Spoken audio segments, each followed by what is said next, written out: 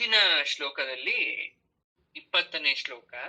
ಶಿಂಜಾನ ಮಣಿ ಮಂಜೀರ ಮಂಡಿತ ಶ್ರೀ ಪದಾಂಬುಜ ಮರಾಲಿ ಮಂದಗಮನ ಮಹಾಲಾವಣ್ಯ ಶೇವಧೀಹಿ ಅನ್ನುವ ಶ್ಲೋಕದಲ್ಲಿ ನೋಡಿ, ಶಿಂಜಾನ ಮಣಿ ಮಂಜೀರ ಅಂತ. ಶಿಂಜಾನ ಅಂದ್ರೆ ಏನು ಅಂದ್ರೆ ಅಸ್ಪಷ್ಟವಾಗಿ ಶಬ್ದ ಮಾಡ್ತಾ ಇರೋದು. ಶಬ್ದ ಎಲ್ಲಿಂದ ಬರುತ್ತೆ ಹೆಣ್ಮಕ್ಳಿಗೆ? ಕಾಲಿಗೆ ಹಾಕಿರೋ ಗೆಜ್ಜೆಯಿಂದ ಬರುತ್ತೆ. ಅಂದ್ರೆ ಅಮ್ಮನವರ ಪಾದದ ಬಗ್ಗೆ ಮಾತಾಡ್ತಾ ಇದ್ದಾರೆ ಇಲ್ಲಿ. ಜಗನ್ಮಾತೆಯ ಪಾದ ಮಂಜೀರಗಳ ಬಗ್ಗೆ ಮಾತಾಡ್ತಾ ಇದ್ದಾರೆ. ತಾಯಿ ಕಾಲಿಗೆ ಕಾಲೊಂದುಗೆಯನ್ನು ಹಾಕೊಂಡಿದ್ದಾರೆ, ಅಂದ್ರೆ ಕಾಲು ಗೆಜ್ಜೆಯನ್ನು ಹಾಕೊಂಡಿದ್ದಾರೆ. ಆ ಕಾಲು ಗೆಜ್ಜೆ ಶಬ್ದ ಮಾಡ್ತಾ ಇದೆ, ಸುಶ್ರಾವ್ಯವಾಗಿ ಶಬ್ದವನ್ನ ಮಾಡ್ತಾ ಇದೆ. ಒಂದು ರೀತಿಯ ನಾದ, ಸಂಗೀತ ಇನ್ಸ್ಟ್ರೂಮೆಂಟ್ ನ ಅಥವಾ ವಾದಕಗಳನ್ನ ನಾವು ನುಡಿಸ್ಬೇಕಾದ್ರೆ ವಾದ್ಯಗಳನ್ನ ಯಾವ ರೀತಿ ಶಬ್ದ ಬರುತ್ತೋ ಅಮ್ಮನವರ ಕಾಲಿನ ಗೆಜ್ಜೆಯಿಂದ ಆ ನಾದ ಬರ್ತಾ ಇದೆ, ಪ್ರತಿಧ್ವನಿಸ್ತಾ ಇದೆ. ವಿಶೇಷ ನಡಿಗೆಗೆ ಹೆಸರುವಾಸಿಯಾಗಿರ್ತಕ್ಕಂಥದ್ದು ಹೆಣ್ಣು ಹಂಸ. ಹೆಣ್ಣು ಹಂಸವನ್ನ ನಾವು ಮರಾಲಿ ಅಂತ ಕರಿತೀವಿ. ಅಮ್ಮನವರನ್ನ ಮರಾಲಿಗೆ ಹೋಲಿಕೆ ಮಾಡ್ತಾ ಇದ್ದಾರೆ, ಅಂದ್ರೆ ಹೆಣ್ಣು ಹಂಸಕ್ಕೆ ಹೋಲಿಕೆ ಮಾಡ್ತಾ ಇದ್ದಾರೆ ಇಲ್ಲಿ. ಮಂದಗಮನದಂತಹ ನಡಿಗೆಯಲ್ಲಿ, ಅಂದ್ರೆ ಮರಾಲಿ ಮಂದಗಮನ ಅಂದ್ರೆ ಜಗನ್ಮಾತೆ ಹಂಸದಂತಹ ನಡಿಗೆಯನ್ನ ಬಹಳ ಸೂಕ್ಷ್ಮವಾಗಿ ಒಂದೊಂದೇ ಹೆಜ್ಜೆಯನ್ನ ಇಟ್ಟು ಇಟ್ಟು ಇಟ್ಟು ನಡ್ಕೊಂಡ್ ಬರ್ತಾ ಇದ್ದಾರೆ. ಮಹಾಲಾವಣ್ಯ ಶೇವದಿ ಅಂದ್ರೆ ಎಲ್ಲೂ ಕಾಣದೇ ಇರೋ ಲಾವಣ್ಯ ರಾಶಿಯನ್ನ ತಾಯಿ ತುಂಬ್ಕೊಂಡ್ ಬರ್ತಾ ಇದ್ದಾಳೆ. ಆ ಲಾವಣ್ಯ ನೋಡ್ತಾ ಇದ್ರೆ ಚಿತ್ತಕ್ಕೆ ಶಾಂತಿ ಕೊಡ್ತಾ ಇದೆ, ಅಂದ್ರೆ ಮನಸ್ಸಿಗೆ ಶಾಂತಿ ಕೊಡ್ತಾ ಇದೆ. ಸರ್ವ ಪ್ರಾಣಿ ಕೋಟಿಗಳಿಗೆ ಮೂರ್ತಿಯಾದಂತಹ ಶ್ರೀಮಾತೆ, ಸೌಂದರ್ಯ ಲಹರಿಯಾಗಿ ಸಾಕ್ಷಾತ್ಕರಿಸಂತ ಜಗನ್ಮಾತೆ ನಡ್ಕೊಂಡ್ ಬರ್ತಾ ಇದ್ದಾಳೆ. ಮೆಲ್ಲಗೆ, ಮಂದಗಮನ ಅಂದ್ರೆ ಮೆಲ್ಲಗೆ ನಡ್ಕೊಂಡು ಬರ್ತಾ ಇದ್ದಾಳೆ. ಶೇವದಿ ಅಂದ್ರೆ ಐಶ್ವರ್ಯದ ನಿಧಿ. ಕುಬೇರನ ನವನಿಧಿಗಳನ್ನ ನಾವು ಶೇವದಿ ಅಂತ ಕರಿತೀವಿ. ಆ ಕುಬೇರನ ನವನಿಧಿ, ಅವನ ಹತ್ರ ಇರೋ ಅಷ್ಟು ಹಣದ ರಾಶಿ ಐಶ್ವರ್ಯನೆಲ್ಲ ಒಂದ್ ಕಡೆ ಹಾಕ್ಬಿಟ್ರು ಅಮ್ಮನವರ ನಡಿಗೆಗೆ ಸಮಾನ ಆಗಲ್ಲ ಅಂತ ಹೇಳ್ತಾ ಇದ್ದಾರೆ ತಾಯಿ ಲಲಿತಾಂಬ.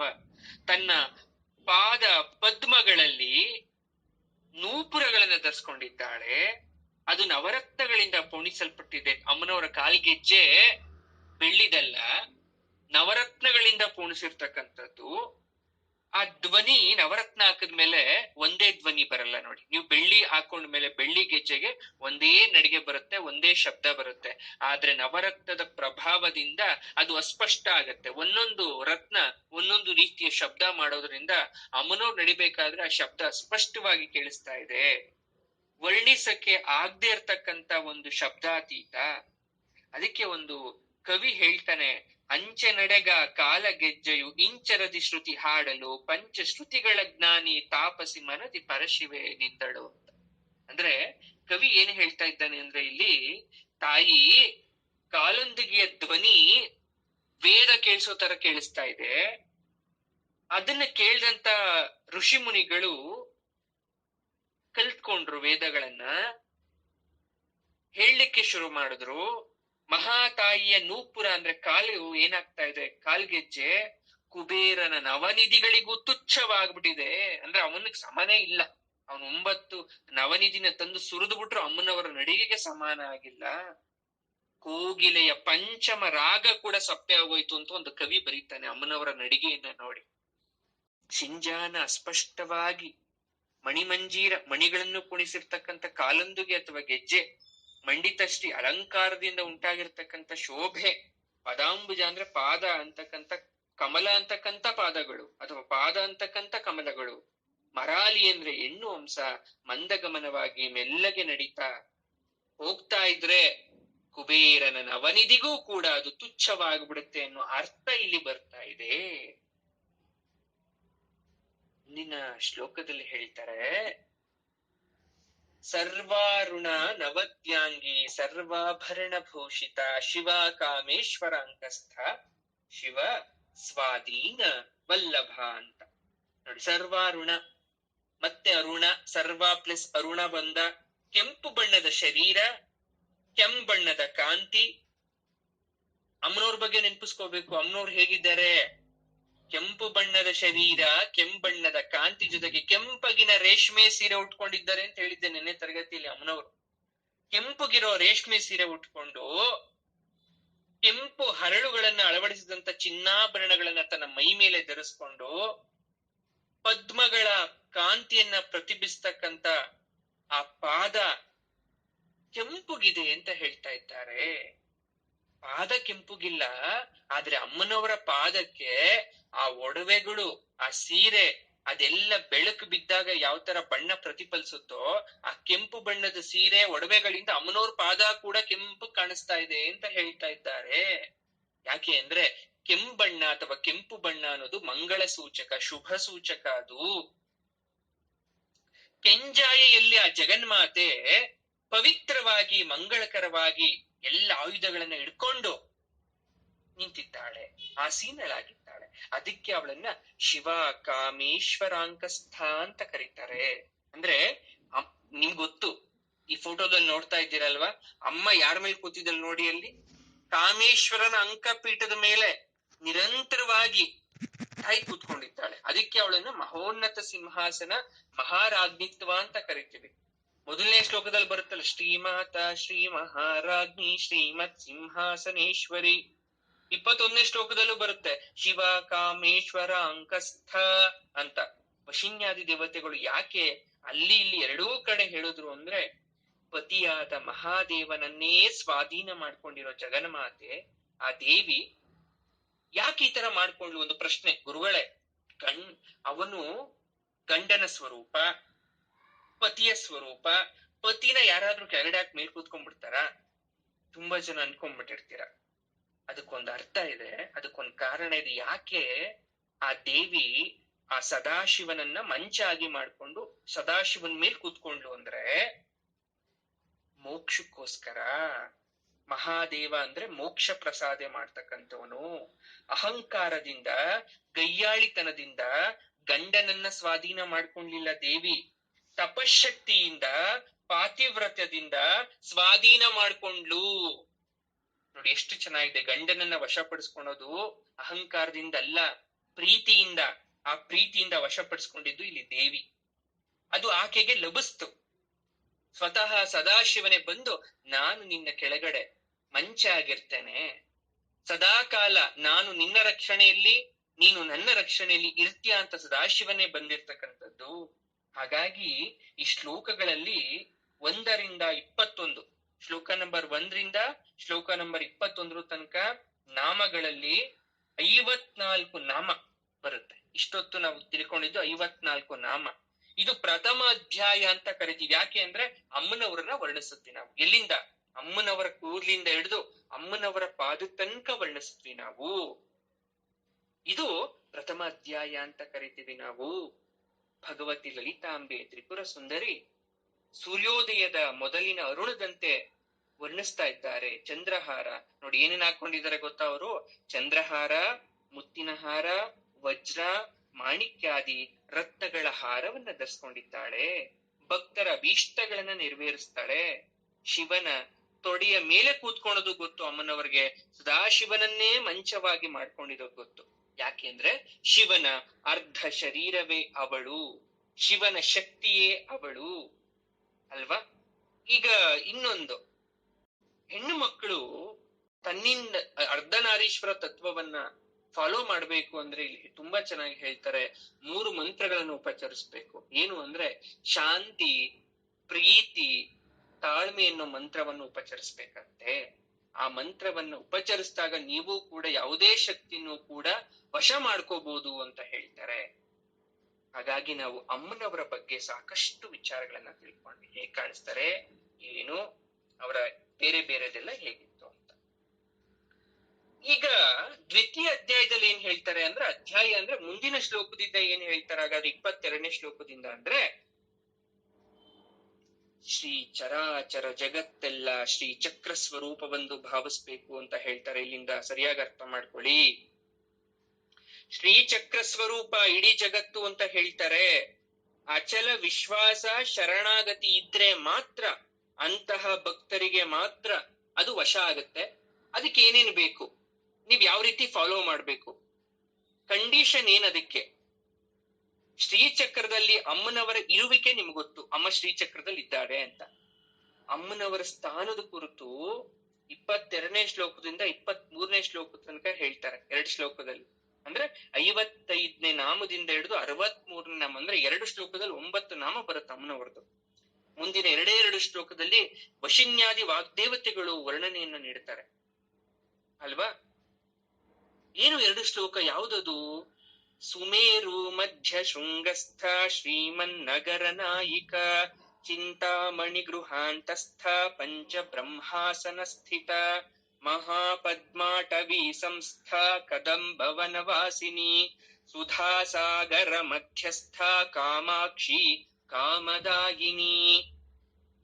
ನೋಡಿ, ಮಹಾಮೇರು ಪರ್ವತ. ಈ ಮಹಾಮೇರು ಪರ್ವತದಲ್ಲಿ ಬ್ರಹ್ಮ, ವಿಷ್ಣು, ಮಹೇಶ್ವರ ಅಂತಕ್ಕಂಥ 3 ಕೂಟಗಳಿದೆ, ಅಂದ್ರೆ 3 ಶಿಖರಗಳಿದೆ. ಕಾನ್ಸೆಪ್ಟ್ ನ ಚೆನ್ನಾಗಿ ಅರ್ಥ ಮಾಡ್ಕೋಬೇಕು. ಒಂದು ಪರ್ವತ ಇದೆ, ದೊಡ್ಡ ಪರ್ವತ. ಆ ಪರ್ವತದ ಹೆಸರು ಮಹಾಮೇರು ಪರ್ವತ. ಆ ಪರ್ವತದಲ್ಲಿ 3 ಶಿಖರ, ಅಂದ್ರೆ ಚಿಕ್ಕದು ಒಂದು 3 ಶಿಖರ ಇದೆ. ಆ 3 ಶಿಖರದ ಹೆಸರು ಏನು ಅಂದ್ರೆ ಬ್ರಹ್ಮ, ವಿಷ್ಣು, ಮಹೇಶ್ವರ. ಆ 3ರಲ್ಲಿ ಮಧ್ಯದ ಕೂಟದಲ್ಲಿ ಇದೆಯಲ್ಲ, ಆ ಮಧ್ಯಕೂಟದಲ್ಲಿ ಮಹಾಮಾತೆ ಇದ್ದಾಳೆ.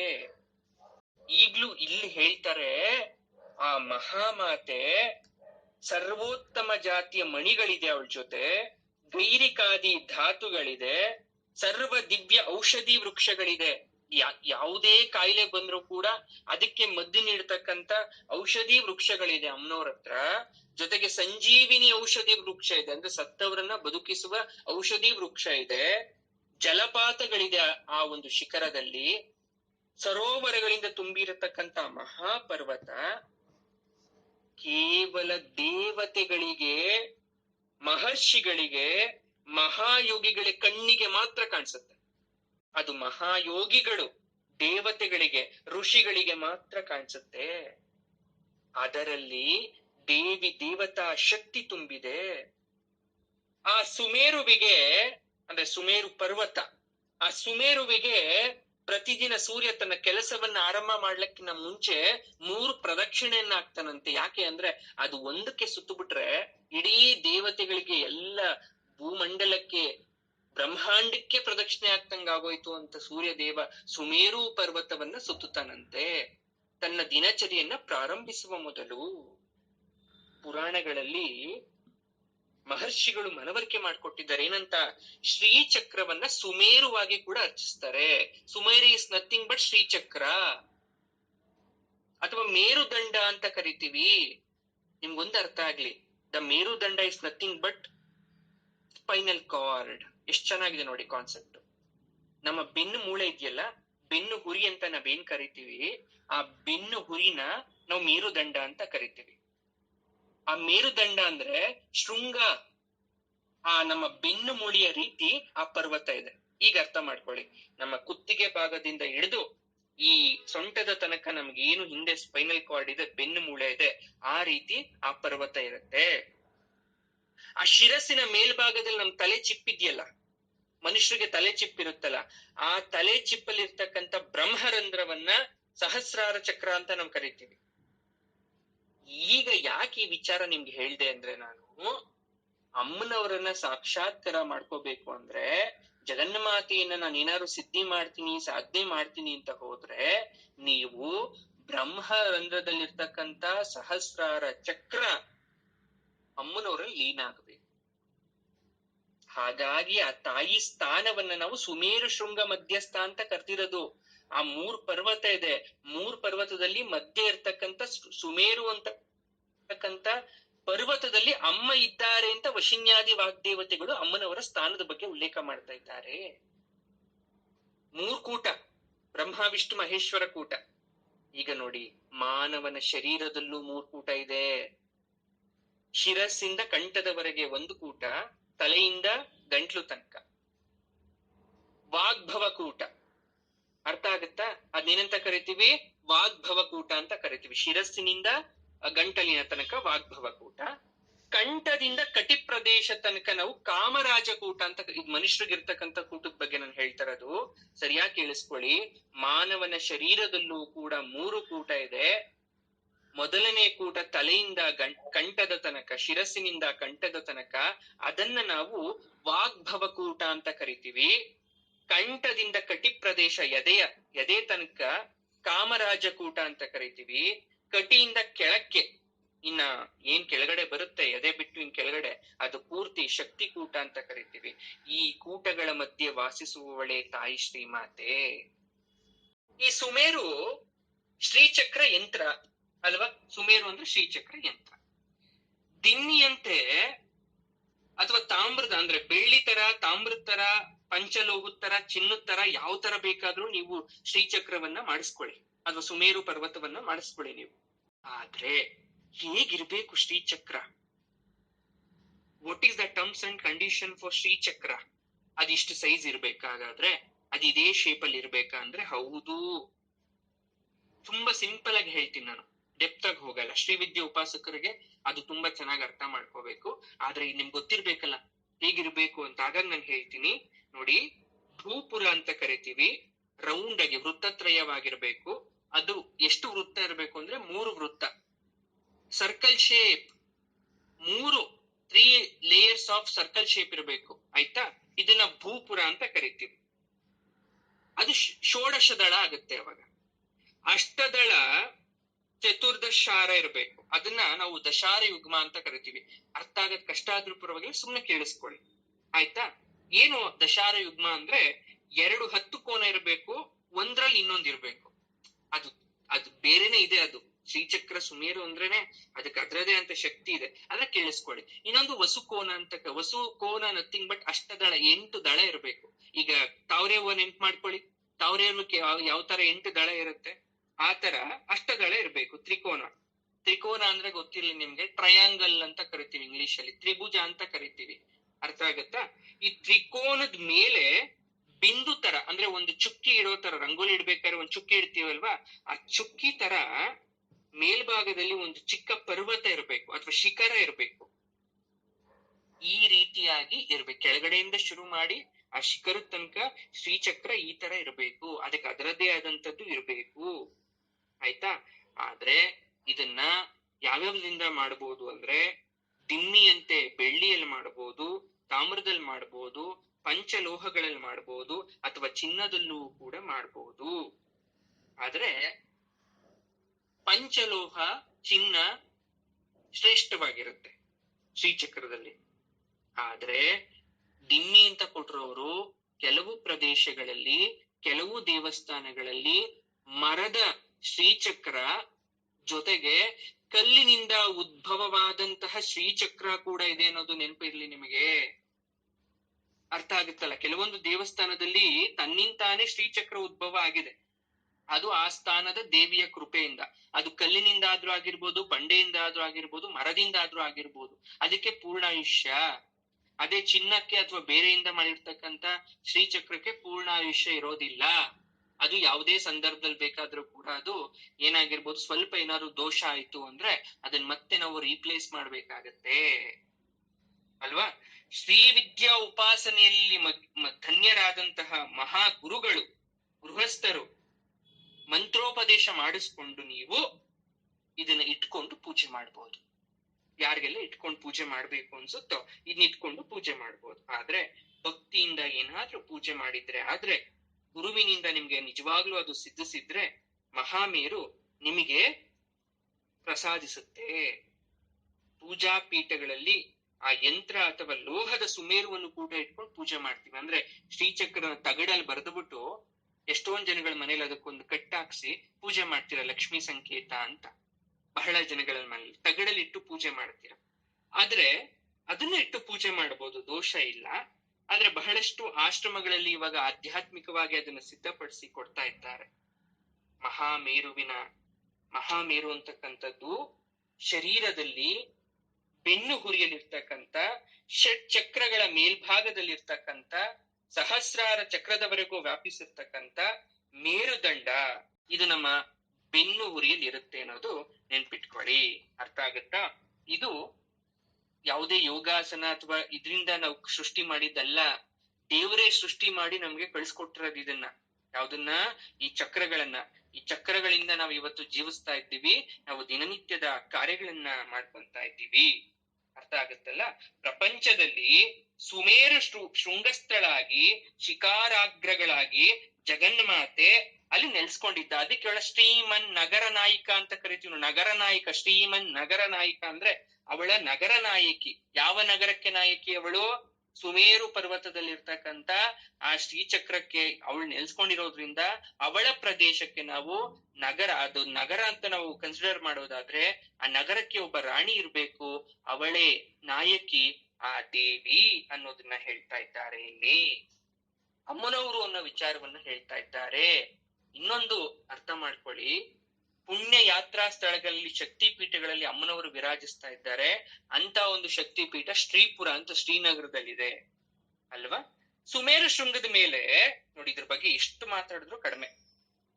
ಶ್ರೀಪುರದಲ್ಲಿ ನವ ಆವರಣಗಳಿರ್ತಕ್ಕಂಥ ಚಿಂತಾಮಣಿ ಗೃಹಾಂತರಲ್ಲಿ ತಾಯಿ ಸಿಂಹಾಸನ ರೂಢಲಾಗಿದ್ದಾಳೆ ಅಂತ ನಾನು ಹೇಳಿದ್ದೆ ಅಲ್ವಾ?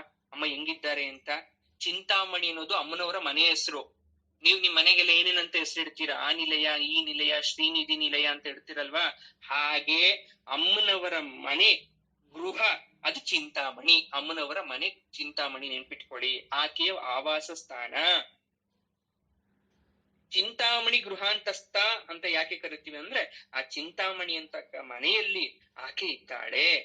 ಆಕೆಯ ಸಿಂಹಾಸನವಾದರೋ ಪಂಚಬ್ರಹ್ಮರಾದಂತಹ, ಪಂಚಬ್ರಹ್ಮ ಅಂತ ಕರಿತೀವಿ.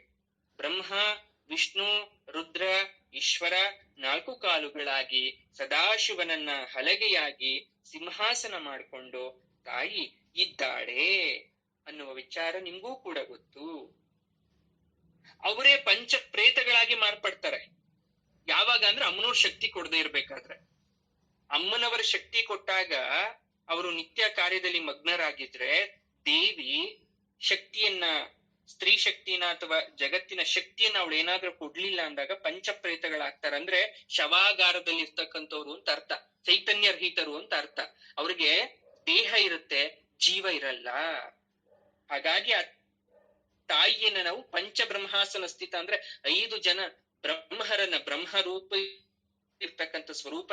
ಬ್ರಹ್ಮ ಒಬ್ಬನೇ ಅನ್ಕೋಬೇಡಿ. ಬ್ರಹ್ಮ ಅಂದ್ರೆ ಇನ್ನೊಂದು ಅರ್ಥದಲ್ಲಿ ಜ್ಞಾನ ಅಂತ ಅರ್ಥ. ಬ್ರಹ್ಮ ಅಂದ್ರೆ ದೇವ್ರು. ಅದೇ ಬ್ರಹ್ಮಕ್ಕೆ ಇನ್ನೊಂದು ಅರ್ಥ ಜ್ಞಾನ. ವಿಷ್ಣು ಸಹಸ್ರನಾಮದಲ್ಲಿ ಬರುತ್ತಲ್ಲ, ಬ್ರಹ್ಮ ಬ್ರಹ್ಮ ಬ್ರಹ್ಮ ಅಂತ. ಆ ಬ್ರಹ್ಮ ಅಂದ್ರೆ ಜ್ಞಾನ ಅಂತ ಅರ್ಥ. ಅವಳನ್ನ ಬ್ರಹ್ಮಾಸನ ಸ್ಥಿತ ಅಂತ ಯಾಕೆ ಕರಿತೀವಿ ಅಂದ್ರೆ 5 ರೀತಿಯಾದಂತಹ ಜ್ಞಾನಗಳನ್ನ ತಾಯಿ ನೀನು ಕೊಡ್ತಾ ಇದೀಯಾ ಅಂತ. ಹಾಗಾಗಿ ಅವಳು ಪ್ರಸಿದ್ಧಿಯನ್ನ ಹೊಂದಿದ್ದಾಳೆ, ಶಕ್ತಿ ಸ್ವರೂಪಿಣಿಯಾಗಿದ್ದಾಳೆ. ಆ ಜಗನ್ಮಾತೆ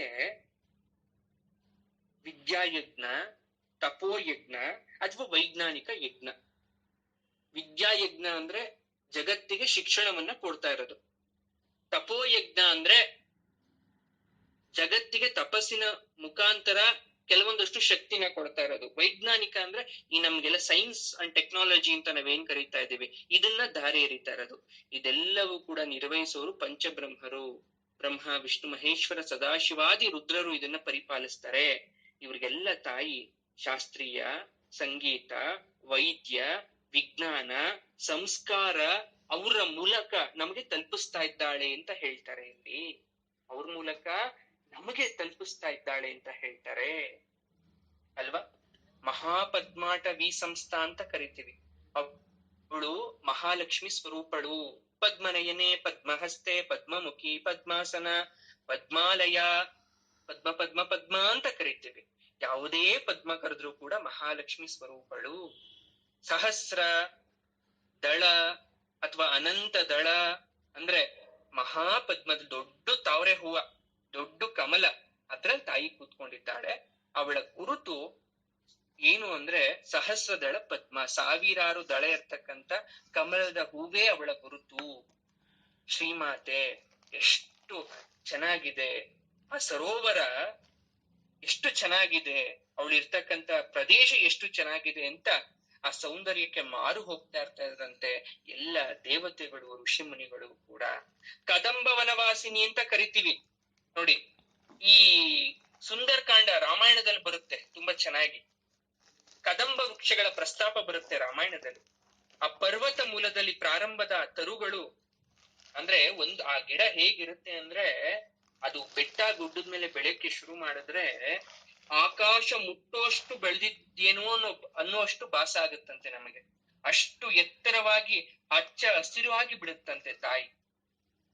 ನೋಡಿ, ಪ್ರಕೃತಿಯಲ್ಲಿ ಒಂದು ಹುಳ ಆಗಿರ್ಬೋದು, ಹುಟ್ಟೆ ಆಗಿರ್ಬೋದು, ಪಕ್ಷಿ ಆಗಿರ್ಬೋದು, ಮೃಗ ಆಗಿರ್ಬೋದು, ಸರೋವರ, ಜಲಪಾತ ಎಲ್ಲ ಕೂಡ ದೇವಿನೇ ಅಂತ ಸ್ವರೂಪವಾಗಿ ಋಷಿ ಮುನಿಗಳು ಭಾವಿಸ್ತಾರಂತೆ.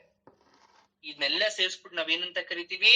ಪ್ರಕೃತಿ ಅಂತ ಕರಿತೀವಿ. ಪ್ರಕೃತಿ ಇಸ್ ನಥಿಂಗ್ ಬಟ್ ಸ್ತ್ರೀ ಅಂತ, ಹೆಣ್ಣು ಅಂತ ಕರೆಯೋದಾದ್ರೆ ಆ ಹೆಣ್ಣು ಯಾರು ಅಂದ್ರೆ, ಆ ಹೆಣ್ಣು ಬೇರೆ ಯಾರು ಅಲ್ಲ, ಜಗನ್ಮಾತೆ. ಕೆಂಪು ವರ್ಣದ ಹೂಗಳನ್ನ ತಳೆದು ಮನೋಹರವಾಗಿ ಕದಂಬ ವೃಕ್ಷ ಕಾಣಿಸ್ತಾ ಇದ್ರೆ ಅದನ್ನ ನೋಡಿ ತಾಯಿ ಖುಷಿ ಪಡ್ತಾಳಂತೆ. ಅಂದ್ರೆ ನಾನು ಸೃಷ್ಟಿ ಮಾಡಿದಾದ್ರೂ ಕೂಡ ಅದೆಷ್ಟು ಸೊಬಗಾಗಿದೆ ಅಂತ ತಾಯಿನೇ ನಾಚ್ತಾಳಂತೆ. ಶ್ರೀ ಮಹಾವಿಷ್ಣು ಅಲಂಕಾರ ಪ್ರಿಯ, ನಮ್ಮೆಲ್ರಿಗೂ ಗೊತ್ತು. ಆಭರಣ, ಹೂಮಾಲೆ ಆತನಿಗೆ ತುಂಬಾ ಪ್ರಿಯ. ವಿಷ್ಣು ಸೋದರಿಯಾದಂತ ಜಗನ್ಮಾತೆಯೂ ಕೂಡ ಅಲಂಕಾರ ಪ್ರಿಯಳಾಗ್ತಾಳೆ. ವಿಷ್ಣು ಸೋದರಿ ಅಂದ್ರೆ ಜಗನ್ಮಾತೆ ಅಮ್ಮ ವಿಷ್ಣು ಸೋದರಿ ಆಗ್ತಾಳೆ. ಆತನನ್ನ ಸೋದರ ಭಾವದಲ್ಲಿ ನೋಡ್ತಾಳೆ, ಅಣ್ಣ ಅಥವಾ ಸೋದರ ಭಾತೃತ್ವದಿಂದ ಆಕೆ ನೋಡ್ತಾಳೆ. ಇವಳು ಕೂಡ ಅಲಂಕಾರ ಪ್ರಿಯಳೆ, ಇವಳು ಕೂಡ ಹೂಮಾಲೆ ಪ್ರಿಯಳೆ. ಕದಂಬ ಹೂಮಾಲೆ ಅಥವಾ ಮಲ್ಲಿಗೆ, ಕನಕಾಂಬರ, ಜಾಜಿ, ಸಂಪಿಗೆ ಅಂದ್ರೆ ಅಮ್ಮನವ್ರಿಗೆ ಬಹಳ ಇಷ್ಟ. ಆ ಮಾತೆ ಸುಧಾ ಸಾಗರ ಮಧ್ಯಸ್ಥೆ ಅಂತ ಕರಿತೀವಲ್ವಾ. ಸುಧಾ ಸಾಗರ, ಕ್ಷೀರ ಸಾಗರದಿಂದ ಉದ್ಭವವಾದಂತಹ ಮಹಾಲಕ್ಷ್ಮಿಯನ್ನ ನಾವು ಸುಧಾ ಸಾಗರ ಅಂತ ಕರಿತೀವಿ. ಈಗ್ಲೂ ಕೂಡ ನೀವು ವೈಕುಂಠ ಅಂದ್ರೆ ಏನ್ ನೆನಪಾಗುತ್ತೆ? ಕ್ಷೀರಸಾಗರ, ಸುತ್ತಲೂ ಹಾಲಿನ ಕಡಲು ಸಮುದ್ರ, ಮಧ್ಯದಲ್ಲಿ ಆದಿಶೇಷ, ಆದಿಶೇಷನ ಮೇಲೆ ಮಹಾವಿಷ್ಣು, ಮಹಾವಿಷ್ಣುವಿನ ಪಾದದ ಬಳಿ ಮಹಾಲಕ್ಷ್ಮಿ. ಅಮೃತ ಬಿಂದುಗಳ ಸರೋವರದ ಮಧ್ಯದಲ್ಲಿರೋದ್ರಿಂದ ಅವರನ್ನ ಸುಧಾಸಾಗರ ಮಧ್ಯಸ್ಥ. ಕಾಮಾಕ್ಷಿ ಅಂತ ಕರಿತೀವಿ. ಕಾಮಾಕ್ಷಿ, ಕಾಂಚಿ ನೆನಪಾಗ್ಬಿಡುತ್ತೆ ನಿಮ್ಗೆ. ಕಂಚಿ ಅಂತ ಇವಾಗ ಕರಿತೀವಿ, ಆಗ ಕಾಂಚಿ ಕ್ಷೇತ್ರ ಅಂತ ಕರಿತಿದ್ವಿ ನಾವು. ಕಾಂಚೀಪುರ ಕ್ಷೇತ್ರ ನಿವಾಸಿನಿ ಕಾಮಾಕ್ಷಿ ಅಂತ ಕರಿತಾ ಇದ್ವಿ.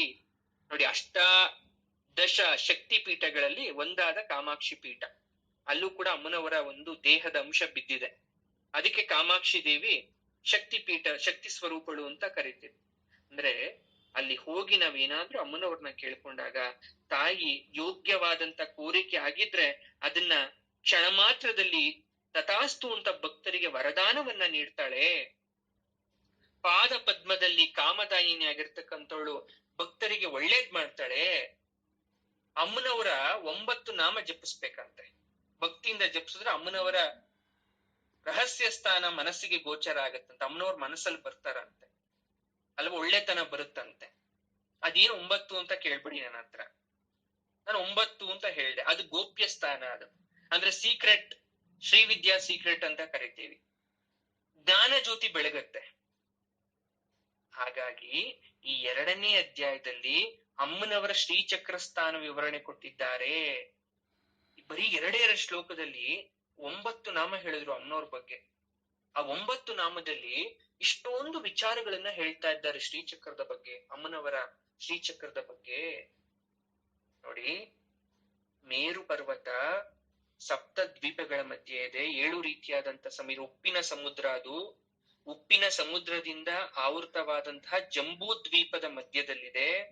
ಆ ಪರ್ವತವನ್ನ ವೇದ ಪುರಾಣ ಸುರಾಲಯ ಅಂತ ಕರಿತೀವಿ. ಸುರಾಲಯ ಅಂದ್ರೆ ದೇವಲೋಕ ಅಂತ ಅರ್ಥ. ಮೇರುಸ್ಸು ಮೇರು ಹೇಮಾದ್ರಿ ರತ್ನಸಾನು ಸುರಾಲಯ ಅಂತಾರೆ. ಅದರ್ಥ ಅದು ದೇವಲೋಕಕ್ಕಿನ್ನ ಹೆಚ್ಚಾಗಿದೆ. ದೇವಿ ಇರತಕ್ಕಂಥ ಸ್ಥಳ ರತ್ನಗಳಿಂದ ತುಂಬಿದೆ. ಇದರ ಶಿಖರ ಕೇಳಿಸ್ಕೊಳ್ಳಿ ಸರಿಯಾಗಿ, 2,48,000 ಮೈಲುಗಳಷ್ಟು ವಿಶಾಲವಾಗಿದೆ, ಅಂದ್ರೆ ವಿಸ್ತಾರವಾಗಿದೆ. ದ ಡೈಮೆನ್ಷನ್ ಅಥವಾ ಒಂದು ಜಾಗದ ಸುತ್ತಳತೆ ಅದೆಷ್ಟು ದೊಡ್ಡದಿದೆ ಅಂತ ನಿಮ್ಗೆ ಗೊತ್ತಾಗ್ಬೇಕು ಅಂದ್ರೆ 2,48,000 2,48,000 ಕಿಲೋಮೀಟರ್ ಅಷ್ಟು. ಅಂದ್ರೆ ಅರ್ಥ ಮಾಡ್ಕೊಳ್ಳಿ, 2,48,000 ಕಿಲೋಮೀಟರ್ ಅಂದ್ರೆ ಇನ್ನೆಷ್ಟು ದೊಡ್ಡದಾಗಿರ್ಬೋದು ಆ ಪರ್ವತ ಅಂತ. ಅಷ್ಟು ದೊಡ್ಡದಾಗಿದೆ ಅದು. ಪ್ರತಿದಿನ ಸಂಧ್ಯಾ ಕಾಲದಲ್ಲಿ ಅದ್ರ ಒಂದು ನಮಗೆ ನೀವೆಲ್ಲ ಕೇಳ್ಬೋದು, ಇಷ್ಟ ಸರ್, ದೇವಿ ಹೋಗಿ ಅಲ್ಲಿ ಕೂತ್ಬಿಟ್ರೆ ಯಾರನ್ನ ಪೂಜೆ ಮಾಡೋದು ನಾವು? ಅಮ್ಮನವ್ರು ಕೇಳ್ಸುತ್ತ? ಅಮ್ಮನವ್ರು ನಿಜವಾಗ್ಲೂ ಭೂಮಿಗೆ ಬರ್ತಾರ ಅಂದ್ರೆ ಅಮ್ಮನವ್ರು ಬರೋ ಸಮಯ ನೋಡಿ, ಪ್ರತಿದಿನ ಸಂಧ್ಯಾ ಕಾಲದಲ್ಲಿ ಭೂಲೋಕಕ್ಕೆ ಬರುತ್ತಾಳೆ ಅಂತ ಹೇಳ್ತಾರೆ ಅಮ್ಮನವರು. ಇದ್ ನಾನ್ ಹೇಳೋದಲ್ಲ, ಇಲ್ಲಿ ಹೇಳ್ತಾರೆ ನೋಡಿ. ಯಾಕೆ ಸಂಧ್ಯಾ ವಂದನೆ ಮಾಡ್ಬೇಕು ಅಂದ್ರೆ, ಗಾಯತ್ರಿ ಮಂತ್ರವನ್ನು ಜಪ ಮಾಡಿ ತುಂಬಾ ಜನ ಸಂಧ್ಯಾ ವಂದನೆ ಮಾಡ್ತಾರೆ. ಸಂಧ್ಯಾ ವಂದನೆ ಮಾಡಕ್ಕಾಗ್ಲಿಲ್ಲ ಅಂದ್ರೆ ಗಾಯತ್ರಿ ಮಂತ್ರನಾದ್ರೂ ಹೇಳ್ಕೊಂತಾರೆ. ಸಂಧ್ಯಾ ವಂದನೆ ಮಾಡುವವರ ಸ್ತೋತ್ರಗಳನ್ನ ಸ್ವೀಕರಿಸ್ಲಿಕ್ಕೆ, ಉಪಾಸನೆ ಮಾಡಿದ ಭಕ್ತರನ್ನ ಅವ್ರಿಗೆ ಗೌರವ ಕೊಡ್ಬೇಕು, ಅವ್ರಿಗೆ ಆಶೀರ್ವಾದ ಮಾಡ್ಬೇಕು ಅಂತ ಮೇರು ಪರ್ವತದಿಂದ ಬೀಳ್ಕೊಡ್ತಾರಂತೆ ಎಲ್ಲ ದೇವತೆಗಳು ಅಮ್ಮನವ್ರನ್ನ. ಭೂಮಿಗೆ ಹೋಗ್ಬಾ ಭೂಲೋಕಕ್ಕೆ ಅಂತ ವೇದ ಮಂತ್ರ ಹೇಳ್ತಾರಂತೆ. ಉತ್ತಮೇ ಶಿಖರೇ ಜಾತೆ ಭೂಮ್ಯಾಂ ಪರ್ವತ ಮೂರ್ಧನಿ ಬ್ರಾಹ್ಮಣೇಭ್ಯೋಭ್ಯನುಜ್ಞಾತ ಗಚ್ಚ ದೇವಿ ಯಥಾ ಸುಖಂ ಅಂತಾರೆ. ಸಾಧಕ ಯಾವಾಗ ಅಮ್ಮನವ್ರನ್ನ ಹೃದಯದಲ್ಲಿ ಆಹ್ವಾನ ಮಾಡ್ಕೊಂತಿರೋ, ಜಪ ಕರ್ಮಗಳನ್ನ ಪೂರೈಸ್ಕೊಂತಿರೋ, ಆ ತಾಯಿ ಇಳಿದು ಓಡ್ ಬರ್ತಾಳ ಅಲ್ಲಿಂದ. ಆ ಸುಮೇರು ಪರ್ವತದಿಂದ ತಾಯಿ ಇಳಿದು ಓಡ್ ಬರ್ತಾಳೆ ಸಂಧ್ಯಾ ಸಮಯದಲ್ಲಿ. ಹೇ ತಾಯೇ, ನಾನ್ ನಿನ್ನ ಕರಿತಾ ಇದ್ದೇನೆ, ನಿನ್ನ ಅನುಕೂಲಕ್ಕೆ ತಕ್ಕಂತೆ ನಿನ್ನ ಲೋಕದಿಂದ ಹೊರಡು. ನೀನು ವಾಯು ರೂಪದಲ್ಲಾದ್ರೂ ಬಾ, ಅಂದ್ರೆ ನೀನ್ ಗಾಳಿಯಾಗಾದ್ರೂ ಬಾ ನೀನು, ಅಥವಾ ಪ್ರಾಣಿಗಳಲ್ಲಿ ಅಂತರ್ಯಾಮಿ ಆಗಾದ್ರೂ ಬಾ ನೀನು ಭೂಲೋಕಕ್ಕೆ, ಅಥವಾ ಯಾವ್ದೋ ಒಂದ್ ಜೀವಿಲ್ ಸೇರ್ಕೊಂಡ್ಬಿಟ್ಟು ಪ್ರಾಣಿ ರೂಪದಲ್ಲಿ ಬಂದ್ರು ಪರವಾಗಿಲ್ಲ. ಆದ್ರೆ ನೀನ್ ಬಂದಂತ ಸಮಯದಲ್ಲಿ ನಮ್ಮ ಬುದ್ಧಿನ, ನಮ್ಮ ವೃತ್ತಿಯನ್ನ ಜಾಗೃತಗೊಳಿಸು. ನೋಡಿ, ದೇವರು ಗಾಳಿ ರೂಪದಲ್ಲಿ ಬರ್ಬೋದು, ಅಥವಾ ಒಂದು ಪ್ರಾಣಿ ರೂಪದಲ್ಲಿ ಬರ್ಬೋದು, ಯಾವುದೇ ರೂಪದಲ್ಲಿ ನಮ್ಮ ಮನೆಗ್ ಬರ್ಬೋದು. ಯಾಕೆ ಅಂದ್ರೆ ನೀನಿರೋದು ಅಂತಿಂತ ಪ್ರದೇಶದಲ್ಲ, ಉತ್ತಮ ಶಿಖರ ಮೇರು ಪರ್ವತದ ಶಿಖರದಲ್ಲಿ ನೀನಿದ್ಯಾ. ನಿನ್ನ ಲೋಕವನ್ನ ಬ್ರಹ್ಮಲೋಕ ಅಂತ ಕರೀತಾರೆ, ಆದಿತ್ಯ ಲೋಕ ಅಂತ ಕರೀತಾರೆ. ಹಾಗಾಗಿ ನಿನ್ನ ಮನೆಗ್ ಬಂದು ಹೋಗ್ಬೇಕಾದ್ರೆ ತಾಯಿ, ಎಲೈ ತಾಯಿಯೇ, ಹೋಗುವಾಗ ಎಚ್ಚರದಿಂದ ಸುಖವಾಗಿ ನಿನ್ನ ಲೋಕಕ್ಕೆ ಹೋಗು. ಆದರೆ ಹೋಗುವಾಗ ಕಡೆಯಲ್ಲಿ ಒಂದು ಮಾತು, ನಾಳೆ ಪುನಃ ದಯಮಾಡಿಸು. ಉತ್ತಮೇ ಶಿಖರೇ ಜಾತೆ ಭೂಮ್ಯಾಂ ಪರ್ವತ ಮೂರ್ಧನಿ ಬ್ರಾಹ್ಮಣ್ಯೋಭ್ಯ ನುಜ್ಞಾತ ಗಚ್ಚದೇವಿ ಯಥಾ ಸುಖಂ. ಎಷ್ಟ್ ಚೆನ್ನಾಗಿದೆ ಅರ್ಥ. ಅಮ್ಮನವ್ರನ್ನ ಕರ್ದಂಗಾಯ್ತು, ನಮ್ಮ ಆತಿಥ್ಯ ಕೊಟ್ಟಂಗಾಯ್ತು. ಆತಿಥ್ಯ ಕೊಟ್ಮೇಲೆ ಮತ್ತೆ ತಾಯಿ ಹುಷಾರಾಗಿ ಹೋಗು ಅಂತ ದೇವ್ರಿಗೇನೆ ನಾವು ಜಾಗೃತಿ ಹೇಳಿ ಕಳಿಸ್ದಂಗಾಯ್ತು. ಹೋಗಿ ನಿನ್ ಶಿಖರಕ್ಕೆ ನೀನ್ ಸೇರ್ಕೊಳಮ್ಮ, ಆದ್ರೆ ಒಂದು ಮಾತು, ಮತ್ತೆ ನೀನ್ ನಾಳೆ ಬರ್ಬೇಕು. ನಾವು ಒಂದಿನಕ್ಕೆಲ್ಲ ಸಮಾಧಾನ ಆಗೋ ಜೀವಿಗಳಲ್ಲ ನಾವು. ಪ್ರತಿದಿನ ನಿನ್ನನ್ನ ನೋಡ್ಬೇಕು, ಪ್ರತಿದಿನ ನಾವು ನಿಮ್ಮನ್ನ ಆಸ್ವಾದಿಸ್ಬೇಕು. ಲಲಿತಾಂಬೆ ಲಕ್ಷ್ಮೀ ಸ್ವರೂಪಳು ಅಂತ ಹೇಳ್ದೆ, ವೈಕುಂಠದಲ್ಲಿ ಇರ್ತಾಳೆ ಅಂತ ಹೇಳ್ದೆ. ಯಾಕೆ? ಇನ್ನೊಂದು ವಿಚಾರ, ಕೆಲವೊಬ್ರಿಗೆ ಕೈಲಾಸ ಅಂದ್ರೆ ಇಷ್ಟ ಅಲ್ವಾ, ಇನ್ನು ಕೆಲವೊಬ್ರಿಗೆ ವೈಕುಂಠ ಅಂದ್ರೆ ಇಷ್ಟ ಅಲ್ವಾ. ನೋಡಿ, ವೈಕುಂಠದಲ್ಲಿ ಒಂದು ವಿಶೇಷ ಇದೆ, ತುಂಬಾ ಸ್ಪೆಷಲ್ ಪವರ್ ಇದೆ ವೈಕುಂಠದಲ್ಲಿ. ಏನ್ ಸ್ಪೆಷಲ್ ಪವರ್ ಅಂದ್ರೆ, ವೈಕುಂಠದಲ್ಲಿ ಹಗಲು ರಾತ್ರಿ ಇರಲ್ಲ. There is no day and night in Vaikuntha. ಈ ಸತ್ಯ ತುಂಬಾ ಜನ ಗೊತ್ತಿಲ್ಲ. ವೈಕುಂಠದಲ್ಲಿ ಬೆಳಗ್ಗೆ ರಾತ್ರಿ ಅನ್ನೋ ಕಾನ್ಸೆಪ್ಟೇ ಇಲ್ಲ. ಯಾಕೆ ಅಂದ್ರೆ ಪ್ರಾತಃ ಕಾಲದ ಸೂರ್ಯೋದಯನೇ ಇರುತ್ತೆ ಅಲ್ಲಿ. ನೀವ್ ಯಾವುದೇ ಸಮಯಕ್ಕೆ ಹೋದ್ರೂ ಕೂಡ ಪ್ರಾತಃ ಕಾಲದ ಸೂರ್ಯೋದಯ. ಪ್ರಾತಃ ಕಾಲದ ಸೂರ್ಯೋದಯ ಅಂದ್ರೆ ಪ್ರಾತಃ ಕಾಲ ಸಂಜೆ ಸಮಯ, ಬೆಳಗ್ಗೆ ಸಮಯ, ಎರಡರ ಮಧ್ಯದ ಕಾಂಬಿನೇಷನ್ ಅಲ್ಲಿ ಇರೋದ್ರಿಂದ ಅಲ್ಲಿ ಬೆಳಕು ಆಗಲ್ಲ, ಕತ್ಲೇನೂ ಆಗಲ್ಲ, ಇದ್ದಂಗೆ ಇರುತ್ತೆ, ಕಾನ್ಸ್ಟೆಂಟ್ ಆಗಿರುತ್ತೆ. ಹಾಗಾಗಿ ಅಲ್ಲಿಗೆ ಯಾರು ಹೋಗ್ತಾರೋ ಅವ್ರಿಗೆ ವಯಸ್ಸಾಗಲ್ಲ, ಯುವಕರಾಗ್ಬಿಡ್ತೀವಿ. ಯುವತಿಯರಾಗ್ತೀರಾ ಅಥವಾ ಯುವಕರಾಗ್ತೀರಾ? ಯಾರಿಗೂ ಹಣದ ಸ್ಥಾನದ ಮೋಹ ಇರಲ್ಲ. ಯಾಕೆಂದ್ರೆ ಮೋಕ್ಷ ಸ್ಥಾನ ವೈಕುಂಠ. ಅಲ್ಲಿ ಹಸುವು ಆಗಲ್ಲ, ಬಾಯಾರಿಕೆನೂ ಆಗಲ್ಲ. ಹಾಗಾಗಿ ವೈಕುಂಠ ಹೋಗ್ಬೇಕು ಅಂತ ಇಷ್ಟಪಡೋದು. ವೈ ಅಂದ್ರೆ ಅರ್ಥ ಮಾಡ್ಕೊಳ್ಳಿ, ವೈಕುಂಠನ ಬಿಡಿಸ್ತೀನಿ ಈಗ ನಾನು. ವೈ ಅಂದ್ರೆ ಇಲ್ಲ, ಕುಂಠ ಅಂದ್ರೆ ದುಃಖ. ದುಃಖ ಇಲ್ಲದ ಸ್ಥಳವನ್ನ ವೈಕುಂಠ ಅಂತ ಕರಿತೀವಿ. ಶ್ರೀಮನ್ ನಗರ ನಾಯಕಿ ಅಂತ ಯಾಕೆ ಕರಿತೀವಿ ಅಂದ್ರೆ, ನೀನು ಇಂಥ ಲೋಕಕ್ಕೆ ನಾಯಕಿ ಆಗಿದ್ಯಲ್ಲಮ್ಮ, ಅದಕ್ಕೆ ನೀನು ಶ್ರೀಮನ್ ನಗರ ನಾಯಕಿ ಅಂತ ಕರಿತೀವಿ. ಅಮ್ಮನವ್ರ ಮನೆಗೆ ಯಾಕೆ ಚಿಂತಾಮಣಿ ಅಂತ ಹೆಸರಿಡ್ಬೇಕು? ಯಾಕೆ ಅಂದ್ರೆ ಭಕ್ತರಿಗೆ ಅಪೇಕ್ಷೆ ಪಟ್ಟಿದ್ದನ್ನ ಕೊಡೋದಿಕ್ಕೆ ಚಿಂತಾಮಣಿ ಅಂತ ಹೆಸರಿಟ್ಟಿರೋದು. ಅದಕ್ಕೆ ಚಿಂತೆಯನ್ನು ನಿವಾರಿಸುವ ಮಣಿ ಚಿಂತಾಮಣಿ.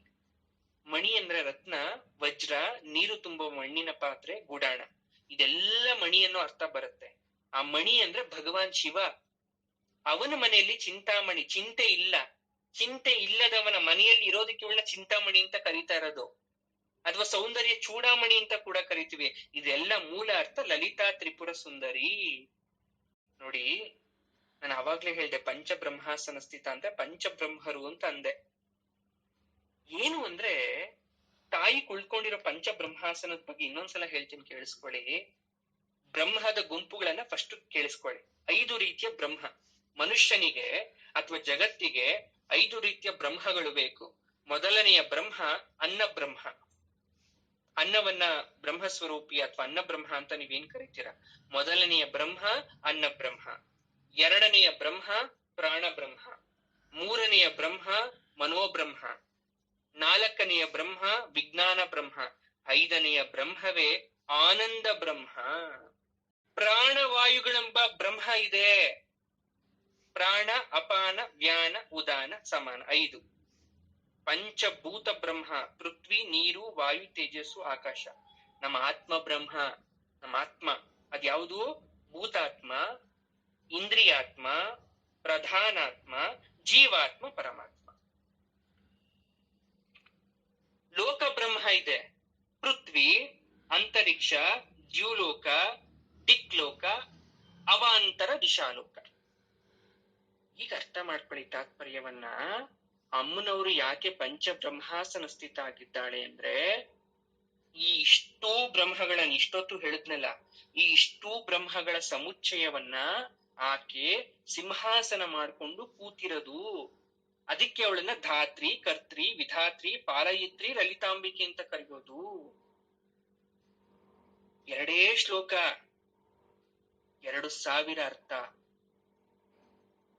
ಭಗವತಿ ದೇವಿ ಮಹಾಮೇರು ಪರ್ವತದಲ್ಲಿರುವ ಸುರಲೋಕವಾಸಿಯಾಗಿರ್ತಕ್ಕಂಥ, ಲಕ್ಷ್ಮೀ ರೂಪದಿಂದ ವೈಕುಂಠ ಲೋಕದ ಅಧಿನಾಯಕಿ ಆಗಿರ್ತಕ್ಕಂಥ, ಚಿಂತಾಮಣಿ ರೂಪದ ಪರಶಿವನ ಗೃಹದಲ್ಲಿ ವಾಸ ಮಾಡ್ತಕ್ಕಂಥವಳು, ಅಖಿಲಾಂಡ ಕೋಟಿ ಬ್ರಹ್ಮಾಂಡ ವ್ಯಾಪಿನಿ ಆಗಿರ್ತಕ್ಕಂಥವಳು, ವಿಷ್ಣು ಶಕ್ತಿ, ಶಿವಶಕ್ತಿ, ಬ್ರಹ್ಮಶಕ್ತಿ, ಅವಳದಾದಂತ ಆದಿಶಕ್ತಿ ಪರಾಶಕ್ತಿ ಆಗಿದ್ದಾಳೆ. ಕಾತ್ಯಾಯನಾಯ ವಿದ್ಮಹೇ ಕನ್ಯಾ ಕುಮಾರಿ ಧೀಮಹಿ ತನ್ನೋ ದುರ್ಗಿಃ ಪ್ರಚೋದಯಾತ್. ಅದಕ್ಕೆ ಅವಳನ್ನ ಕರೆಯೋದು. ಭಗವತಿ ದೇವಿ ಸಹಸ್ರಾರ ಚಕ್ರದಲ್ಲಿ ಇದ್ದಾಳೆ ಅಂತ ಹೇಳ್ದೆ. ಅರ್ಥ ಆಗ್ಲಿಲ್ಲ ಕೆಲವೊಬ್ಬರಿಗೆ.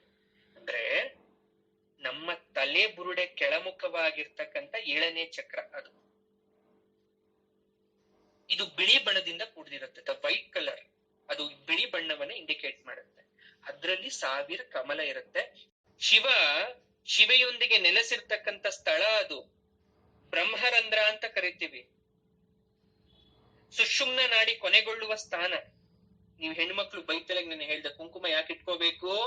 ಹಣೆಗೆ ಇಟ್ಕೊಂಡ್ರೆ ಸಾಲಲ್ಲ, ಆ ಕಡೆ ಈ ಕಡೆ ತಲೆಯ ಮಧ್ಯಭಾಗದಲ್ಲಿ ಇರ್ತಕ್ಕಂಥ ಆ ನಾಡಿ ಕ್ರಿಯೇಟ್ ಆಗುತ್ತೆ, ಅಲ್ಲಿ ಇಟ್ಕೊಳ್ಳಿ ಕುಂಕುಮ. ನೀವು ದಿನಪೂರ್ತಿ ಆಕ್ಟಿವ್ ಆಗಿರ್ತೀರಾ, ಹಾಗಾಗಿ ಅಲ್ಲಿ ಇಟ್ಕೋಬೇಕು ಕುಂಕುಮ. ಈ ಕಾಲದಲ್ಲಿ ಬಿಟ್ಬಿಟ್ರು. ಮುಂಚೆ ಎಲ್ಲ ಖಂಡಿತವಾಗ್ಲೂ ಹಣೆ ಮೇಲೆ ಬೈತಲೆಯ ಆ ಸ್ಟಾರ್ಟಿಂಗ್ ಪಾಯಿಂಟ್ ಅಲ್ಲಿ ಇಟ್ಕೊಂತಾ ಇದ್ರು ಕುಂಕುಮ. ಯಾಕೆ ಅಂದ್ರೆ ಇಲ್ಲಿ ದೇವಿ ಹೃದಯ, ಬುದ್ಧಿ, ಮನಸ್ಸಿನ ಮೂಲಕ ಕಾಣಿಸ್ತಾ ಇರ್ತಾಳೆ.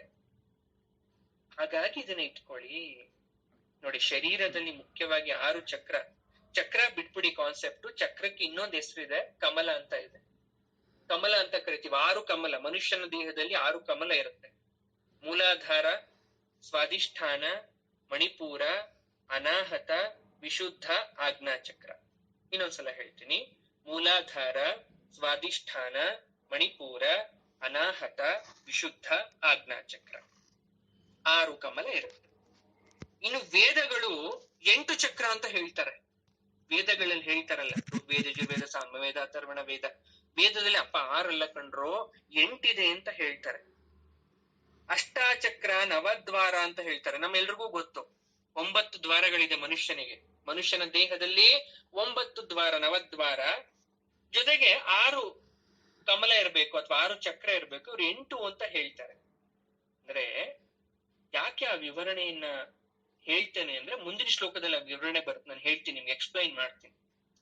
ದೇವಿ ಕದಂಬ ವನವಾಸಿನಿ ಅಂತ ಕರಿತಿದ್ದೀವಲ್ವಾ. ಕದಂಬ ವೃಕ್ಷ ಅಂದ್ರೆ ಈಚಿಲ್ ಮರ. ಆ ಈಚಿಲ್ ಮರದ ಹೂವು ಅತಿಯಾದ ಪರಿಮಳ ಇರುತ್ತೆ. ನಾವು ನೋಡಿರೋ ಈಚಲ್ ಮರ ಅಲ್ಲ, ಅದು ಬೇರೆ ರೀತಿಯಾದಂತ ಈಚಲ್ ಮರ. ಅದ್ರ ಹೂವು ಕೆಂಪಾಗಿರುತ್ತೆ. ಯಾವುದೇ ಪರಿಮಳ ಅದು ಸಮ ಆಗಲ್ಲ. ಗಂಧದ ಸ್ಮೆಲ್ ನೋಡಿದ್ದೀರಾ? ಅದಕ್ಕಿಂತ ಚೆನ್ನಾಗಿರುತ್ತೆ. ಮಲ್ಲಿಗೆ, ಸಂಪಿಗೆ, ರಂಜೆ, ಸೂರಗೆ, ಈ ಪರಿಮಳದ ವಿಧದಲ್ಲಿ ದೇವಿ ಯಾಕೆ ಈ ಹೂಗಳನ್ನೆಲ್ಲ ಇಷ್ಟಪಡ್ತಾಳೆ ಅಂದ್ರೆ, ದೇವಿಗೆ ಆ ಪರಿಮಳದ ಮೂಲಕ ಜಗತ್ತಿಗೆ ಒಳ್ಳೆ ಸಂದೇಶವನ್ನು ಸಾರುವ ಯೋಚನೆ. ಅದಕ್ಕೆ ಹೆಣ್ಮಕ್ಳು ಹೂ ಮುಡಿರಿ ಅಂತ ಹೇಳ್ತೀವಿ ಅಲ್ವಾ? ಗಂಧದ್ವಾರಾಂ ದುರಾಧರ್ಷಾಂ ನಿತ್ಯ ಪುಷ್ಪಾಂ ಕರೀಷಿಣೀಂ ಈಶ್ವರೀಂ ಸರ್ವಭೂತಾನಾಂ ತಾಮಿಹೋಪಹ್ವಯೇ ಶ್ರಿಯಂ ಅಂತೀವಿ. ಅಂದ್ರೆ ಈ ಮಂತ್ರದಲ್ಲಿ ಭೂರೂಪಳಾಗಿರ್ತಕ್ಕಂಥ ಲಲಿತಾಂಬಿಕೆನ ಕರೀತಾ ಇರೋದು. ಲಲಿತಾ ಅಷ್ಟೋತ್ತರ ಶತನಾಮಗಳ ಮೊದಲ ನಾಮ ಭೂರೂಪ. ಸಕಲಾಧಾರಾಯೈ ನಮಃ ಅಂತ ಕರಿತೀವಿ. ಅಂದ್ರೆ ಹೀಗೆ ಗಂಧದ್ವಾರ ಅಂದ್ರೆ ಗಂಧ, ಪೃಥ್ವಿ ಅಸಾಧಾರಣ. ಭೂಮಿ ಮೇಲೆ ಇರ್ತಕ್ಕಂಥ ಗಂಧದ ಮರಕ್ಕೆ ತುಂಬಾ ಬೆಲೆ. ಯಾಕೆ ಅಂದ್ರೆ ಅದು ಶ್ರೇಷ್ಠ ಅಂತ ಅರ್ಥ. ಅದ್ರಲ್ಲಿ ತಾಯಿ ನೆಲ್ಸ್ಕೊಂಡಿದ್ದಾಳಂತೆ ಅಲ್ವಾ? ಇನ್ನೊಂದು ಅರ್ಥ ಮಾಡ್ಕೊಳ್ಳಿ, ಭಗವದ್ಗೀತೆಯಲ್ಲಿ ಹೇಳ್ತಾರೆ, ಅಂದ್ರೆ ಗೀತೆಯಲ್ಲಿ ಭಗವಂತ ಹೇಳ್ತಾನೆ, ಕದಂಬ ಅಂದ್ರೆ ನೀರನ್ನ, ಮಳೆಯನ್ನ ಕೊಡೋದೇ ಕದಂಬ. ಆ ನೀರು ಮಳೆನ ಕೊಡೋಳ್ನ ಕದಂಬ ವಾಸಿನಿ ಅಂತ ಕರಿತೀವಿ, ಕದಂಬ ವನವಾಸಿನಿ ಅಂತ ಕರಿತೀವಿ. ಸುಗಂಧ ಅಂದ್ರೆ ಸಮೃದ್ಧಿ ಅಂತ ಅರ್ಥ. ಸೊ ವನವಾಸಿನಿ, ಕದಂಬ ವನವಾಸಿನಿ ಅಂದ್ರೆ ಮಳೆ ಗಿಳೆ ಕೊಡ್ತಾ ನಮ್ಗೆಲ್ಲ ಒಳ್ಳೇದ್ ಮಾಡ್ತಾ ಇರ್ತಕ್ಕಂಥವಳೆ ಸುಧಾ ಕ್ಷೀರಸಾಗರದ ಮಧ್ಯದಲ್ಲಿದ್ದಾಳೆ ಅಂತ ಅಮ್ಮನವ್ರನ್ನ ಕರಿತೀವಿ. ಕಾಮಾಕ್ಷಿ ಅಂದ್ರೆ, ಅಕ್ಷಿ ಅಂದ್ರೆ ಕಣ್ಣು. ಯಾರ ಮೇಲೂ ಅಥವಾ ನಮ್ಮ ಮೇಲೆ ಯಾರ ಕೆಟ್ಟ ದೃಷ್ಟಿ ಬೀಳಬಾರ್ದು. ಸಕಲ ಇಷ್ಟಾರ್ಥ ನೆರಬೇಕಮ್ಮ, ಹಾಗಾಗಿ ನಿನ್ನನ್ನ ಕಾಮಾಕ್ಷಿ ಅಂತ ಕರಿತೀವಿ ಅಂತ ಆಕೆಯನ್ನ ಕೇಳೋದು. ಕಾಮದಾಯಿನಿ ಅಂತ ಕರಿತೀವಿ. ನಮ್ ಎಲ್ಲ ಕಾಮನೆ, ಕಾಮ ಅಂದ್ರೆ ಆಸೆ, ಆಸೆಗಳನ್ನ ನೀನು ಪೂರೈಸ್ಬೇಕಮ್ಮ. ನೋಡಿ, ಪ್ರತಿಯೊಂದು ಸ್ತೋತ್ರದ ಸಪ್ತಶತಿ, ರುದ್ರ, ವೇದ ಎಲ್ಲ ಪಾರಾಯಣ ಹೇಳೋದು ಫಲಶ್ರುತಿ ಮೂಲಕ ನಾವು ಇದು ಮಾಡ್ತೇವೆ. ಅದೇ ತರ ಇಲ್ಲೂ ಕೂಡ ಲಲಿತಾ ಸಹಸ್ರನಾಮ ಪಾರಾಯಣ ಮಾಡಿದ್ರೆ ಎಷ್ಟು ಒಳ್ಳೇದು. ವಿದ್ಯಾರ್ಥಿ ಲಭತೆ ವಿದ್ಯಾಂ, ಧನಾರ್ಥಿ ಲಭತೆ ಧನಂ, ಪುತ್ರಾರ್ಥಿ ಲಭತೆ ಪುತ್ರಾನ್, ಮೋಕ್ಷಾರ್ಥಿ ಲಭತೆ ಗತಿಂ, ಮೇರು ಕಾಂಚನ ದತ್ತಾನಾಂ ಗವಾಂ ಕೋಟಿ ಶತೈರಪಿ, ಪಂಚಕೋಟಿ ತುರಂಗಾಣಾಂ ತತ್ಫಲಂ ಶಿವದರ್ಶನಂ ಅಂತಾರೆ. ಲಲಿತಾ ಸಹಸ್ರನಾಮವನ್ನು ಪಾರಾಯಣ ಮಾಡಿದ್ರೆ ವಿದ್ಯಾರ್ಥಿಗಳ ವಿದ್ಯೆಯನ್ನ ಸಿಗುತ್ತೆ, ಹಣ ಬಯಸೋರ್ಗೆ ಹಣ ಸಿಗುತ್ತೆ, ಮಕ್ಳಿಲ್ದವ್ರ ಮಕ್ಳಾಗತ್ತೆ, ಮೋಕ್ಷ ಬೇಕಾದವ್ರ ಮೋಕ್ಷ ಸಿಗತ್ತೆ. ಇನ್ನು ಶಿವ ದರ್ಶನ ಮಾಡಿದ್ರೆ, ಮೇರು ಪರ್ವತವನ್ನ ದರ್ಶನ ಮಾಡಿದ್ರೆ ಚಿನ್ನ ದಾನ ಮಾಡಿದ ಫಲ ಸಿಗತ್ತೆ. 5 ಕೋಟಿ ಕುದುರೆಗಳನ್ನ ದಾನ ಮಾಡಿದ ಫಲ ಸಿಗತ್ತೆ ಅದನ್ನ ಪೂಜಿಸೋದ್ರಿಂದ ಅಂತ ಇಲ್ಲಿ ವಿಶೇಷವಾಗಿ ಅದ್ರ ಬಗ್ಗೆ ಹೇಳ್ತಾ ಇದ್ದಾರೆ. ಭಗವತಿ ಲಲಿತಾಂಬಿಕೆ ಮೋಕ್ಷ ಸ್ವರೂಪಗಳು, ಅಷ್ಟಾಂಗ ಯೋಗ ನುರಿತಳು, ನಿರ್ವಿಕಲ್ಪ ಸಮಾಧಿ ರೂಪಳು. ಇಂತಹ ದೇವಿಯನ್ನ ನಾವು ಭಿಕ್ಷಾಂದೇಹಿ ಕೃಪಾವಲಂಬನ ಕರಿ ಶ್ರೀಮಾತಾ ಅನ್ನಪೂರ್ಣೇಶ್ವರಿ ಅಂತ ನಾವು ಹೇಳಲ್ವ. ಯಾಕೆ ಇದನ್ನ ಹೇಳ್ತೀವಿ ಅಂದ್ರೆ ರೀಸನ್ ಇದೆ, ಕಾರಣ ಇದೆ. ಈ 2 ಶ್ಲೋಕದಲ್ಲಿ 9 ನಾಮ ಕೇಳಿರ್ಬೋದು ನಾವು, ಆದ್ರೆ 9 ನಾಮದ ಜೊತೆಗೆ ಅಮ್ಮನವರ ಆ ಶ್ರೀಚಕ್ರ ಅಲ್ಲಿ ಏನೇನಿದೆ, ಯಾಕೆ ಅದಕ್ಕಷ್ಟು ಮಹತ್ವ ಇದೆ, ಹಿಂದಿನ ಕಾಲದಿಂದ ಯಾಕೆ ನಾವೆಲ್ಲ ಅದಕ್ಕೆ ಹೀಗೆ ನಾವು ಅಂದ್ರೆ ಕೆಲವೊಬ್ರು ಅದನ್ನ ಸಾಧನೆ ಮಾಡ್ತಾ ಬರ್ತಾರೆ, ಶ್ರೀವಿದ್ಯೆ ಉಪಾಸನೆಯನ್ನ ಯಾಕೆ ಮಾಡ್ತಾರೆ ಅಂದ್ರೆ ಕಾರಣ ಇದೆ. ಆದ್ರೆ ಅಮ್ಮನಿಗೆ ಒಂದು ಬುದ್ಧಿ, ದೇವಿಗೆ ಒಂದು ಬುದ್ಧಿ ಇದೆ. ಕೆಟ್ಟವರು ಪೂಜೆ ಮಾಡಿದ್ರು ಆಶೀರ್ವಾದ ಮಾಡ್ತಾಳೆ, ಒಳ್ಳೆಯವ್ರು ಪೂಜೆ ಮಾಡಿದ್ರು ಆಶೀರ್ವಾದ ಮಾಡ್ತಾಳೆ. ಅದ್ ಯಾರೇ ಪೂಜೆ ಮಾಡಿ, ಈಗ ನಾನು ಕೆಟ್ಟ ಉದ್ದೇಶದಿಂದ ನನ್ಗೆ ಯಾರೋ ಒಬ್ರು ಆಗಲ್ಲ, ಅವ್ರು ಕೆಟ್ಟದಾಗ್ಬಿಡ್ಲಿ ಅಂತ ನನ್ನ ಅಮ್ಮನವ್ರ ಪೂಜೆ ಮಾಡಿದ್ರೆ, ಅಮ್ಮನವರು ನನ್ನ ಕಾಮನೆ ಕೆಟ್ಟದ್ದೇ, ಆದ್ರೆ ಅಮ್ಮನವ್ರನ್ನ ಒಲಿಸ್ಕೊಂಡ ನಿಶ್ಚಯವಾಗಿ ತಪಸ್ಸನ್ನ ಮಾಡ್ದ ವರವನ್ನ ಕೊಡ್ತಾಳೆ. ಆದ್ರೆ ನಾವೇನಾದ್ರೂ ಕೆಟ್ಟದ್ದೇ ಮಾಡಿದ್ರಾದ್ರೆ ಅದು ಮುಂದಿನ ದಿನಗಳಲ್ಲಿ ನಶಿಸಿ ಹೋಗುತ್ತೆ ಅನ್ನೋದನ್ನ ನೆನ್ಪಿಟ್ಕೊಳ್ಳಿ. ಸಾಯೋ ತನಕ ನಮ್ ಜೊತೆ ಇರ್ಬೇಕು, ಆದ್ರೆ ಸಾಯೋ ಕಾಲದಲ್ಲಿ ದೇವ್ರು ಕೊಟ್ಟಿರೋ ವರನೂ ಕೈ ಹಿಡಿಲಿಲ್ಲ ಅಂದ ಮೇಲೆ ನಾವು ಕೆಟ್ಟ ಕೆಲಸ ಮಾಡಿದ್ದೀವಿ ಅಂತ ಅರ್ಥ. ಹಾಗಾಗಿ ಎಲ್ಲ ಸಿನಿಮಾಗಳಲ್ಲಿ ಅಮ್ಮನವ್ರನ್ನ ದುರ್ಗಿ ರೂಪಿಯಾಗಿ, ಕಾಳಿ ರೂಪಿಯಾಗಿ, ಮಾಟ ಮಂತ್ರಕ್ಕೆ ಮಾತ್ರ ತೋರಿಸ್ತಾರೆ. ಅವಳು ಅದಕ್ಕೆ ಮಾತ್ರ ಸೀಮಿತ ಅಲ್ಲ, ಅವಳು ತಾಯಿ ಸ್ವರೂಪಿಣಿನೇ. ಮಕ್ಕಳು ಅಂದ್ರೆ ಎಲ್ರೂ ಒಂದೇ ಆಕೆಗೆ. ಹಾಗಾಗಿ ಅವಳು ಕೇಳಿದ ತಕ್ಷಣ ವರವನ್ನ ದೇಹ ಪಾಲಿಸ್ತಾಳೆ. ಆದ್ರೆ ವರವನ್ನ ನಾವು ಸರಿಯಾದ ರೂಪದಲ್ಲಿ ಉಪಯೋಗವನ್ನ ಮಾಡ್ಕೋಬೇಕು. ರೀತಿಯಾಗಿ ಇವತ್ತಿನ ಈ ವಿಚಾರದಲ್ಲಿ ಸಾಕಷ್ಟು ವಿಚಾರಗಳನ್ನ ತಿಳ್ಕೊಂಡ್ವಿ. ಮುಂದಿನ ದಿನಗಳಲ್ಲಿ ಮತ್ತಷ್ಟು ಶ್ಲೋಕ, 2 ಶ್ಲೋಕ ಅಂದ್ರೆ ಅದ್ರಲ್ಲಿ ನಾವು ಬಹಳಷ್ಟು ವಿಚಾರಗಳನ್ನ ಅರ್ಥ ಮಾಡ್ಕೋಬೇಕು ನಾವು. ಇವೆಲ್ಲ ಅರ್ಥ ಮಾಡ್ಕೊಂಡಿದ್ದೀರಾ ಅಂತ ಅನ್ಕೊಂತಾನೆ ಮತ್ತೆ ಮುಂದಿನ ತರಗತಿಯಲ್ಲಿ ಸಿಗೋಣ. ದೇವಿಯ ಕೃಪೆ ನಿಮ್ಮ ಮೇಲೆ ಸದಾ ಕಾಲ ಹೀಗೆ ಇರಲಿ. ಶುಭಮಸ್ತು.